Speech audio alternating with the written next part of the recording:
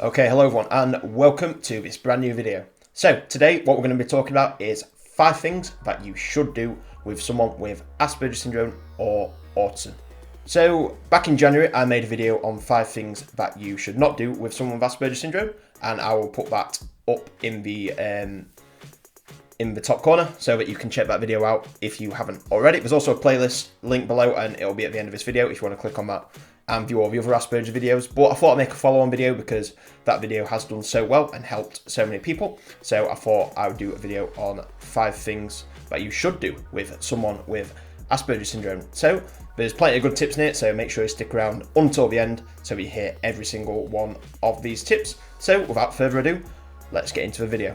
Okay, so tip number 1 is to give them time to process information. So a lot of times when we get a lot of information all at once, it can be very overwhelming and bombarding, as it can be with anyone, but it can take us a lot longer to process that information, and it can be harder for us to sort the information, and it can be a lot of clutter if you give us a lot at once. So if there is a lot of information going out at once, maybe break that information down and give it to us one bit at a time so that we can clearly understand that bit and then move on to the next bit. So an example of this could be somewhat like instructions. So if you give them if there's 5 instructions and you give them all 5 at once, they might struggle. Whereas if you do it one at a time, let them finish that first instruction and then move on to the next one, it'll be a lot clearer to process, they'll understand it a lot better, and things will run a lot smoother. So tip number 2 is to help them through any changes, no matter how big or small they are.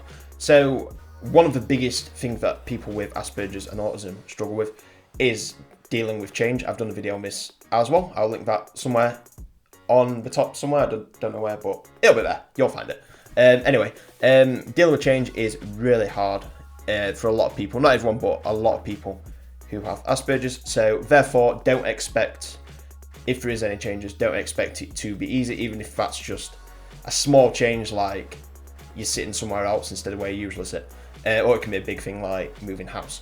No matter how big or small it is, make sure that you kind of explain to them in advance, and that you support if you're not getting frustrated if they're struggling with a change.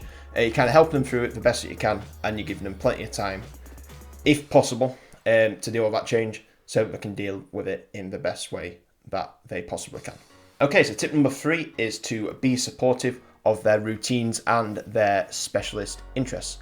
So a lot of times these can be kind of distractions from everyday things, because with routines especially, there's something that you have control over.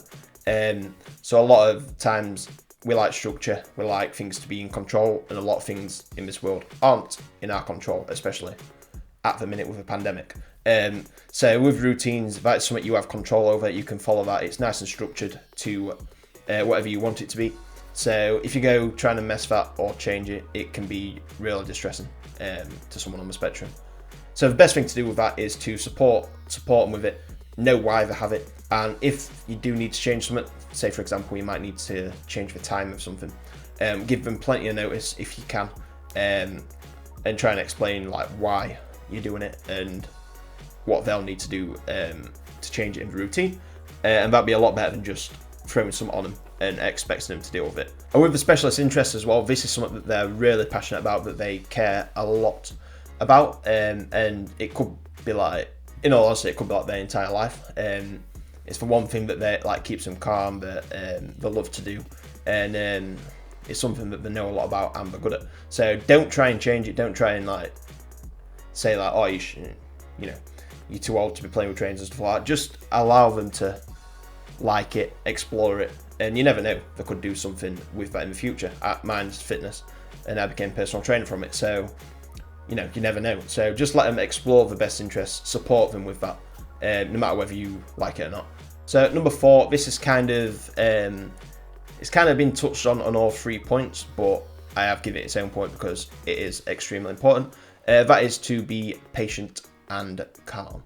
The reason I'm saying this is because sometimes we might need a bit more time just to do certain things, and if you're trying to rush us or put pressure on us, and you're not calm, you're pretty stressed and you're shouting, that can make things 10 times worse, even 100,000 times worse. It can cause a meltdown, we can get stressed, and at the end of the day, it's just not going to get done. So be patient and calm with whatever you're doing. Just understand we might need a bit more time or things explained in a bit different way. And yeah, I just thought I'd give that its own point because that is extremely important. Try not to stress it too much. But yeah, just try and keep as patient and calm as you possibly can.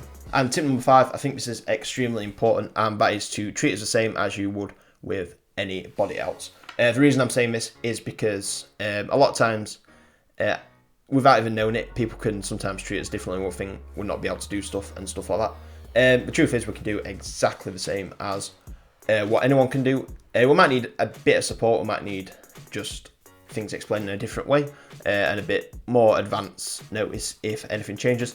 However, that doesn't mean that we can't do exactly the same as someone who is not on the spectrum.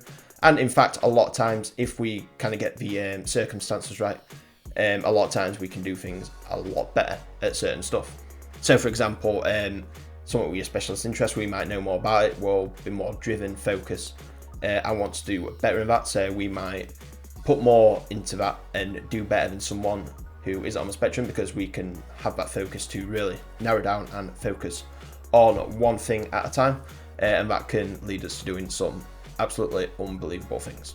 Okay, so that is all 5 points. In the comments below, if you've got any points that people should do with people with Aspergers Syndrome, leave them in the comments, and also give this video a like if you learned something today.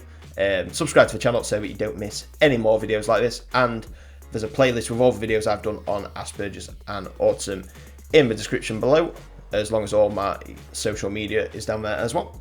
So thank you very much for watching. I hope you enjoyed the video, and I will see you all in the next video. Bye.